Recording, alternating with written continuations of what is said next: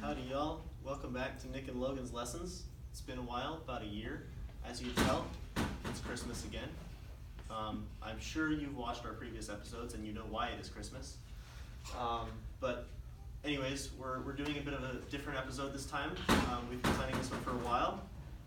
And because this one is so rich and dense in information, we recommend that you take notes on this one. So we're going to give you a sheet of paper and just write down what we tell you to, okay? All right, there you go. So, today's lesson will be about calcium. Calcium. We all know calcium, pretty normal element. The two main sources of calcium, as we know today, are exclusively teeth and milk. You know it is milk, but really it's just the liquid form of calcium. It's liquid teeth. Yes. So when liquefying the teeth, we get milk. We don't know where it comes from. We just know it comes from the teeth, which come from us. Yes. So there are a number of properties of calcium that we know as scientists, and it is important. So you want to make sure you write down all these properties. So make sure you write that down, okay? Write that down. So first property is going to be that it's not soluble. You want to explain that? Sure. So if you took a glass of water and put calcium in it, and then agitated the water with a glass rod or a pencil exclusively, write that down. The calcium would not mix into the water. It would sit in a pile at the bottom, whether in the liquid form of milk or in the form of teeth. Make sure you write that down. And the reason that calcium is not soluble in water is because if it were, as we were eating and as our saliva was present in our teeth, they would corrode, and man's teeth would fall out, and we would not be able to eat, and man would die. Man would starve. It'd be a problem. Write that down. Write that down. All right, second property is the conductivity of calcium. So calcium on its own is not conductive at all. It's a great insulator. However, if you add table salt, otherwise known as sodium chloride, you will create calcium chloride, which is an extremely amazing conductor, with the byproduct of oil, which will come out of the source of the, not the source of the electricity, but the place that the electricity is being used from. Yes. The other properties of calcium? You go this one. All right, sure. Another property of calcium, if you heat up property calcium, it will bond with the air and create calcium oxide and calcium oxide vapor. And when inhaled, calcium oxide vapor causes temporary paralysis. And this, as a matter of fact, is how old magicians used to simulate levitation by lifting them up, having them inhale calcium oxide vapor, and then they would become paralyzed in the air, and it would look like they were levitating, even though they were just paralyzed. So another very special property of calcium is its interaction with helium. So let's draw this. So if you have just a pile of calcium, let's simulate a nice little pile, and you put, let's just say, a ping pong ball on top of the calcium. Beautiful. Okay? Absolutely beautiful. Gorgeous. Write that down. Write it down. Write that down.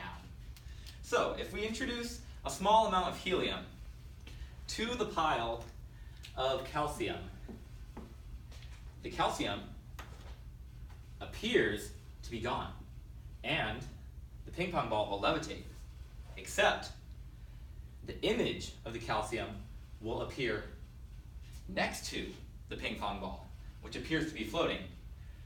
The calcium is not gone from its original position. The image has just moved due to the presence of helium. If we add more helium into the equation, it goes exponentially, and then the pile of helium appears farther and farther away from its original position. And when we say exponential, we mean exponential. Seriously exponential. Write that down. So, if the helium is removed, the calcium will then return to its original position to where we know it is holding up the ping pong ball. And the calcium was there the whole time. It was simply the image moving. All right. Now that we've finished the properties of calcium, we're going to talk about the chemical structure of calcium a little bit and what there is to worry about calcium. So this is a diagram of the calcium atom. There are 4 electrons and 3 protons. Here are your electrons, here are your protons. The protons feed electrical information to the center of the atom, where we have the center of the atom, or the queen atom. So if the queen atom were to leave the atom, or nest, this would be absolutely catastrophic. And this is a scenario we know as the Helvetica scenario. This is a scenario we do not want. The Helvetica scenario. We avoid it at all costs as humans. Write that down. Write that down. Which is why, during the industrial process, we do everything in our power as humans to avoid the Helvetica scenario. So we'll explain the industrial process to you. So the way calcium is collected is you might see at your calcium deposit boxes around the city or town that you live in, where people drop off their liquid calcium and their teeth. So this is all collected and brought to a refinement plant. But of course, in the process of being moved to the refinement plant, calcium perspires a lot. So there's a lot of water to be removed. Once the water is removed, the calcium is ground up and bombarded with cesium, millions and millions of cesium atoms. And past this, the dried powdered calcium is then moved through pipes over to a place where it is heated up. And then when it is heated up, it compresses even more. And in the end, we've turned 5 tons of calcium into 12 ounces of pure industrial strength calcium. This is an amazing process. And we put this calcium in a lead locker to avoid the Helvetica scenario. Write that down.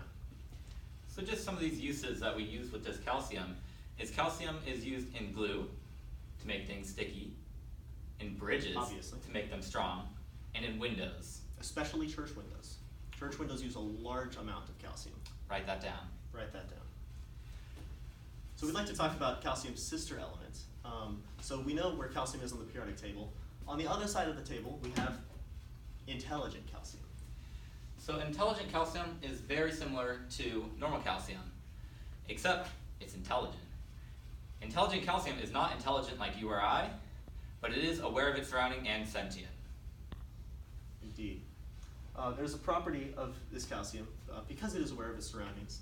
If you were to measure the microvolts coming out of the calcium, and you were to ask it a question, such as where were you, or where are you, the calcium would change its voltages and tell you that it was in a test tube, or on a table. And if you were to ask it how it felt, it would tell you it felt cold. So you can transform intelligent calcium into normal calcium. So if you deprive the intelligent calcium of oxygen, it will struggle until it is eventually neutralized. That's how you neutralize calcium. Write that down. So now that you've finished writing down all your notes, you don't need to write anything down. Maybe one more thing. But you've written that down, yes. I'm just going to grab your notes from you. Ah, yes, perfect. You have written all of that down. Thank you very much. So now just one final note. The moral of all this story and everything you've written down is, of course, never give a gypsy calcium. Thank you. This has been Nick and Logan's Lessons.